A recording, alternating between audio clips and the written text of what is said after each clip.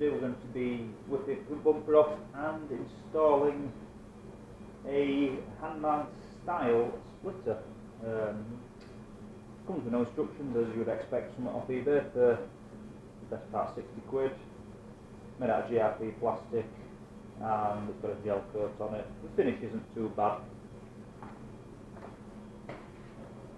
And it's reasonably lightweight as well. It's not a bad piece of kit. So you come pre-drilled with some holes. But to fit it, you've got to take the bumper off, or you can fit it on the car if you so wish. But we're going to take the bumper off, it's a bit easier. So take the bumper off, it's not a major problem. Need a few tools. 8mm socket, 10mm socket, a T55 torx piece off the top of my head. I'll just confirm that in a second.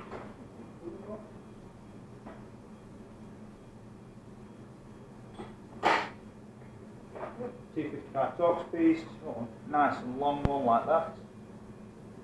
With 4-inch on it goes. The torx bolts are underneath the bumper, 2 per side. Now, E39 bumpers do have a habit of being stolen, especially the sport ones, so I recommend you fit some extra security measures to yours if your car's left outside. I've fit some extra security measures to mine. I'm not going to show you in this video where they are or what I've done, because that's just stupid. But the general way you get your bumper off, if you haven't fitted extra security measures, is M2 bolts either side of your number plate, and you get it from underneath. Then inside the wheel arch on each side, you want to remove the splash guard. You don't need to take it all off completely, you can get it from underneath. So you can just take some bolts off underneath here. That's where you'll need your M8 or M10 size socket.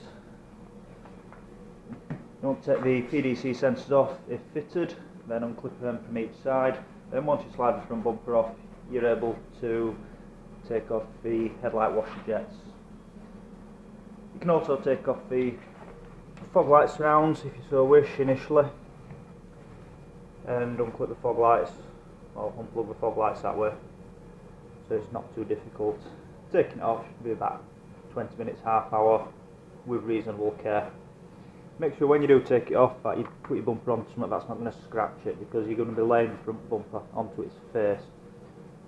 So I'll take my bumper off and then come back to you once we've done that.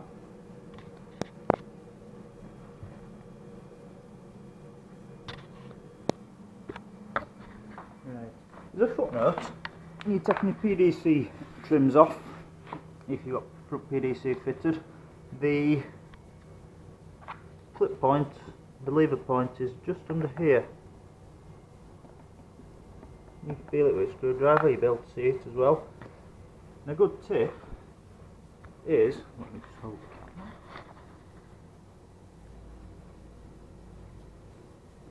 Piece of cloth under it, using a microfiber towel so I don't scratch anything.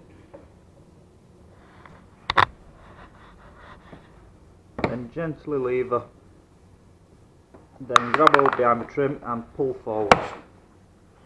And that will release the clips on the PDCs. You'll be able to slowly pull it off without causing any damage. And once that's off, to release the wire, simply press, squeeze, pull, off it comes, nice and easy.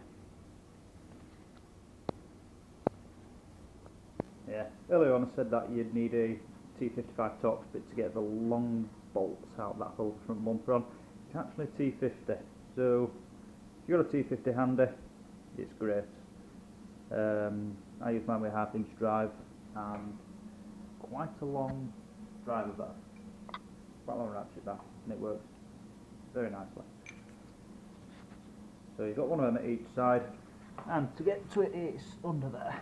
So under the jacking point cover this side, then similar place on the opposite side as well.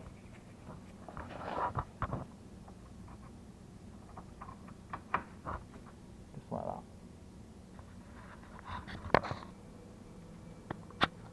Right, once you've unbolted the two main front bolts, the four 10mm headed bolts underneath the splash guard, the 1 8mm bolts which hides under here, then you're ready to start removing the bumper. Now it's very simple. Grab hold of it from behind, just gently slide it and you'll see it start to move. So if you do this equal from each side, then it will start to slide off nice and easy. It's a lot easier if you've got another person with you. You'll feel a bit of resistance because it's on various plastic sliders held throughout as well. Right, and once you've got your front bumper off, you'll be able to see where you need to unplug things. So for the fog lights, simply unplug the front fog lights. These are aftermarket fog lights, they're not the original ones. The original ones are well past the best after 15 years of road abuse. Simply unplug them. Also notice I've got a induction kit fitted on this car as well. A pair of K&M 57 icons, one on each side on the front bumper. Then air ducting, optional intake, and with them being where they are, they keep generally dry and very good condition. We've been on a year now, been off once for cleaning, but they look reasonably clean. In fact, I'd say they'll do another few thousand miles before they need to be serviced again, but we've also got front bumper off, may as well do it. I also notice that I'm using an old MAF sensor as well, and it's got a wire to it. That's for my air intake relocation for the air sensor. The air sensors on these are renowned for heat soak due to the MAF sensors being sat just above the vanos on each side of the engine.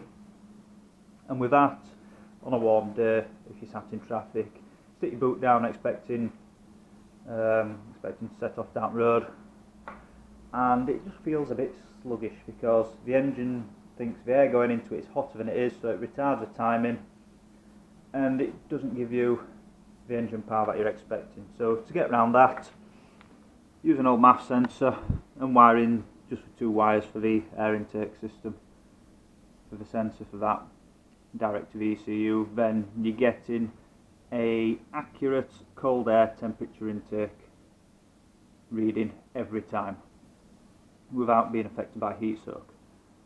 Other people fit a E34 sensor from BMW M5 Series E34 shape, and we put it in the ducting down here for the brake for the brake cooling ducts. Now the M5 has them blocked off as standard. Not sure why every other 5 Series in the E39 guys has them open, so I've opened mine up. But people fit it down here, and you don't really get a true intake temperature reading there because it's reading the temperature of air going past it, which is ambient temperature, but it's not reading the air temperature that the engine is consuming.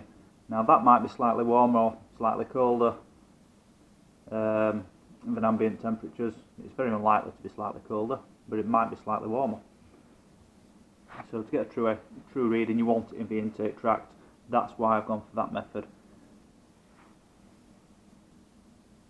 So, carry on removing front bumper. So fog lights off, PVC sensor wires off.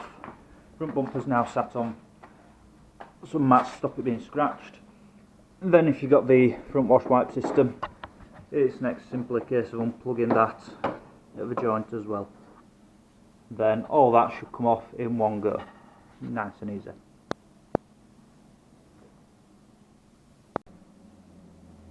So once you've removed your front bumper, this is what you ended up with. Quite an empty looking area at the front. And you can see from underneath the bumper the air ducting and intake system. On the standard M5s you have a massive air duct system which comes in here, and this is the cold air feeds for the standard airbox system, one on each side, but I've removed mine, so I've just got some empty holes there and no ducting channeling. Under here is a place that commonly gets filled up with leaves and stuff behind these little flaps, and that's one of the general causes air conditioning failures because all the leaves and road debris gets in there, doesn't get out, then it rots your air conditioning radiator core, and then it loses all the refrigerant and your air conditioning stops working. And likewise, similar down here in the corner, the radiator gets clogged up with leaves and detritus from the roads, and that stops efficient cooling, ultimately radiator failure. At best case scenario, due to it rotting through. Worst case scenario, cook your engine. For circa half hour, I'd rather clean all that crap out and avoid my engine getting cooked. So, as you can see, down here we've got the ambient air temperature sensor, which somebody has taped up previously using some sort of heat resistant tape. Now, it's not the best condition, but it's not smashed. Normally these get really badly smashed off on corners down here, due to them being so low to the ground. With the Hamann style splitter on, as far as I'm aware, these aren't required. There's some modification work to do, but I'll cross that bridge when I come to it, because these are damn expensive and I ain't cutting them up, especially when they're in decent condition like this. So if I can get away with modifying the Hamann splitter slightly so the standard trim fits back perfectly, there'll be no cutting of them. Alternatively, I'll get hold of some off an SE model, then I can cut and butcher them to my heart's content. Also, you notice, just stop all this green wash coming out of the pipe, because there's no anti-siphon valves on this, so it'll just drain all the floor. So now front bumper's over there. What we need to do is offer up our splitter. Nice and easy. Get it on, offer it up, and see if it fits. I expect it to fit. It's been made for this model. And then you can see whereabouts you might need to do some work to make it fit flush. So with it sat on, I can see under here that it might foul, in fact it is going to foul the standard under tray splash guards, so I've got a bit of work to do there. Middle fits fine, there's no need to worry about that bit under there because that's the rubber trim for the engine tray to stop that rattling around. So I'll come back to you once I've done a bit of work and a bit of fitment work. Once you're happy with the location and fitment of where you're going to fit your splitter, drill yourself a couple of pilot holes on the innermost fitting. Don't worry about going through, well, you're going to go through the bumper, but you're not going to go through the main trim because, as you can see on the back, where this self-tapping screw is, it goes, you can't see them all outside. Then use a couple of self-tapping screws just to fix the splitter in place where you want it to be.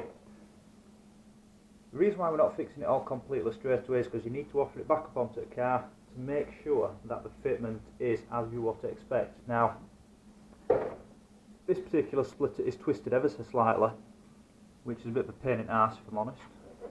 So this side you can see quite a large gap, and this side you can see there's zero gap. So once it's on the car and the bolts start going in, hopefully that'll pull it square again. But I ain't doing no fixing until I'm happy with it on the car, and two small holes here, I can afford to add that if I decide not to fit the splitter at a later date, or I want to take the splitter off, or decide about the fitment's crap and don't bother with it full stop. So now I'm going to offer it back up onto the car and see what the fitment's like, whilst leaving all the standard trim and splash plates in place. So after some considerable amount of swearing and bit of time, the front bumper is back on the car with the lip spoiler in place. It doesn't look too bad. Again, it's only held on temporary using the two self-tapping screws just to see what it looked like. The fit isn't that bad. Once it's fully secured, it'll bolt up quite nice. But to get it on, I had to remove the splash guards. Now, there's not much information online about fitting these things, and there's very little in the way of pictures about fitting them. So remove your splash guards, nice and easy. 1, 2, 3, 4 bolts at the bottom, which you take off to get the front bumper off. This one at the top corner, which you take off to get the front bumper off. Then on the inside, and you can still do it with the wheels pointing forwards if you've got slim arms like myself. These 2 little self-tapping bolts here. Make sure you use a good quality 6-sided 8mm socket. I cannot stress that enough. If you use a 12-sided one, it will slip, and then you have the potential for rounding the bolt head off, especially when they look a bit like this. Somebody in the past has used a 12-sided socket on that, and same again on that. So you can see how corroded they are. So make sure you use a good quality 6-sided socket so you get some good purchase on it. So what am I going to do? Well, I don't want to go down the route of butchering my splash guards because they're damn expensive. So I'm going to go down the route of butchering that instead because it's damn sight cheaper. And end of the day, it don't have to be on, whereas the splash guards do. Goes without them, as you can see. Air filter, front wheel, 3-inch apart. It's going to suck in a lot of shit that the front wheel kicks up, and the splash guards prevent all that shit getting into the air filter. So I'm going to have a go at refitting the splash guards with slight modifications to the splitter and see how I get on from there.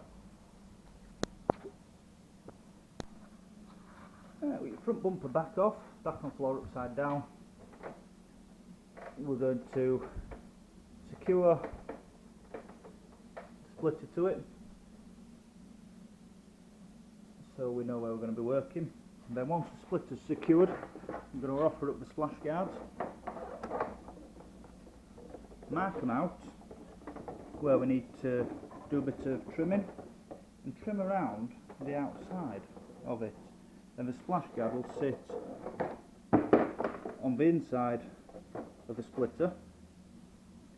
And then once the splitter is fully secured to the bumper, the splash guard will sit inside there. Then that will offer additional security on the bumper as well. So that's what's up next. So once I've done that, I'll cut this out. Then when you rejoin us, you'll see hopefully the splash guard on each side. So another 45 minutes later, a bit more squaring, a bit more angle grinder use, and we have now cut out the area under the splitter so these splash guards can fit back in. Also on the splash guards, I've cut off the 2 tabs which located into the bumper there and there. Makes it a bit easier. So now it fits in place. And all the holes line up nicely, and the same on the other side as well. So with that done, we can continue. Yeah, they'll line up nicely. A bit of wiggling, be alright. And also we've taken some of the strength out of the fiberglass due to cutting down to single skin in places so the splash guards can fit. It's taken that slight twist out of it as well, which has allowed me to twist it to fit the bumper. So with that done, we can now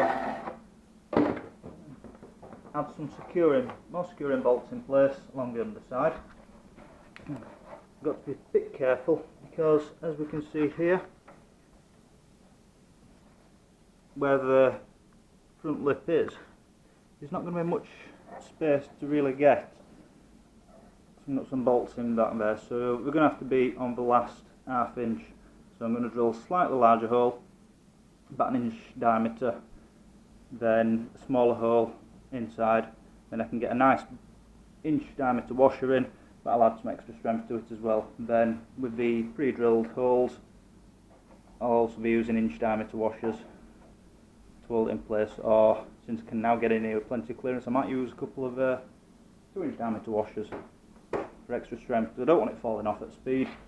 There's a video on the M5 forum where somebody had fitted one to an E60 and they were doing a top speed run at Bruntingthorpe, I believe, 2 mile long airstrip, and we got to around about 200 mile an hour, and the splitter decided it was going to split and cause quite a bit of damage to the chap's car, which isn't good, so we don't want that.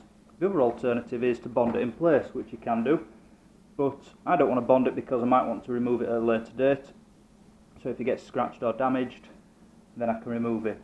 I mean, it looks a bit shabby at the moment because it hasn't been painted, so all I'm going to do is give it a coat of gloss black before final fitment, but that's not a massive rush because cars off road until April anyway, till salts stop being spread and winter's over and done with. So next time you rejoin us, the front bumper will be back on the car, the split will be fully secured to it using nuts and bolts. I've got some M6 nuts and bolts to go with, stainless ones, A2 stainless, to stop them rusting, makes it easier to get off in future, and these splash guards will be back on the car as well. Then hopefully you'll be able to see what it looks like as a finished product. But for 60 quid, it's a lot of work.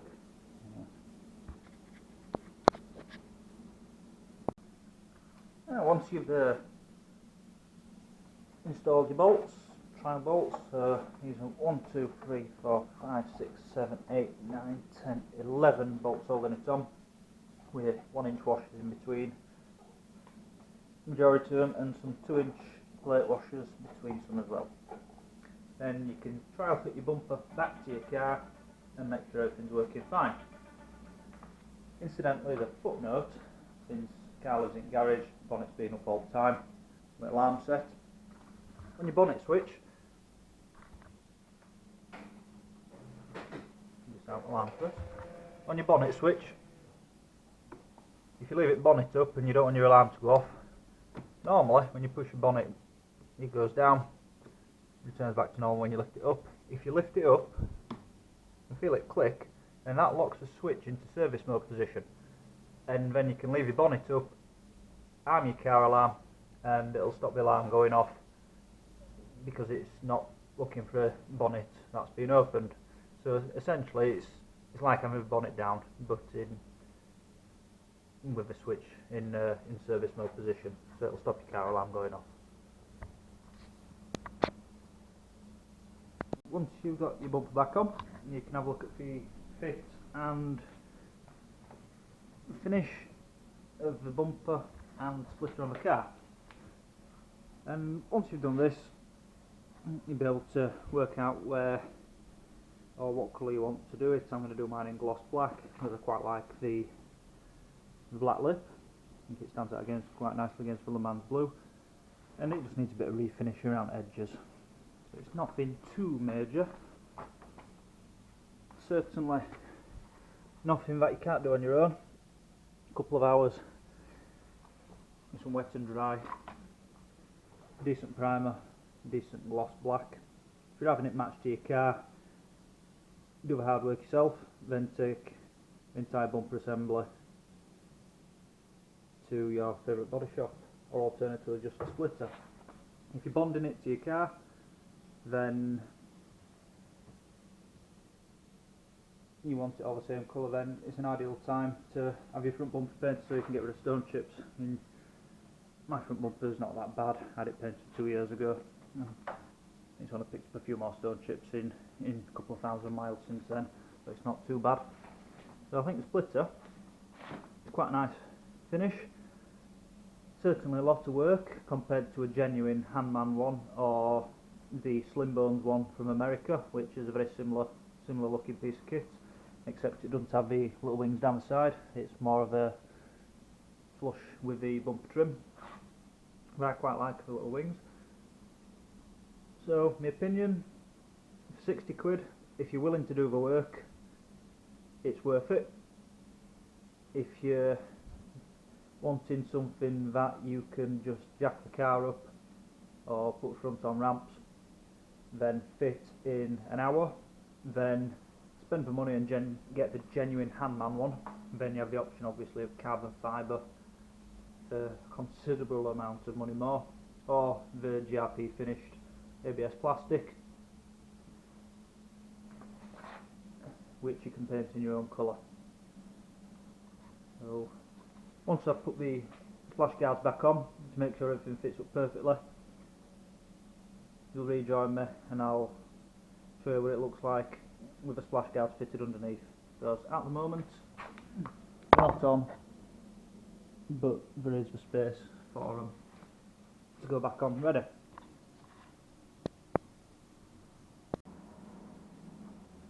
So the bumper's back on car, fully bolted up, secured. The under trays are refitted. So that's standard under tray. The split doesn't sit down any lower than it, but it does offer a little bit more protection of it at the front if I'm looking up across it on a curb. And yeah, I'm happy with it. Not bad at all. So when I get round to it, I will get it off and get it painted. But at the moment, no desperate rush, because cars off road for winter. Also, note the F10 style grills. No massive gaps around them like your normal aftermarket grills, and the fitment is exceptionally good. No problems with the bonnet latch coming through neither, as aftermarket grills you'll find it'll catch on a fin normally, or the outside of the grill. But this one, no problem at all. So yeah, I'm happy with that, and hope you find this video useful. There'll be a few more coming in the future. I've got one in pipeline of the tensioner for the belt system. This one down here, as BMW only sell that as a complete unit with the mounting bracket onto the engine. Yet if you buy the one for the Z8 with the S62 engine, then that's the same part, and you can either swap that out, or alternatively you can re-grease your existing tensioner pulley if the bearings are sound. So there's a video coming on that in future, and one on electric fan conversion as well. So keep an eye out for them, and if you find them useful, let me know in the comments. If you get any adverts popping up, don't be afraid to give them a click, as it all helps to go towards making these videos. As in between a full-time job, I like to do this sort of thing as well. So thank you for watching.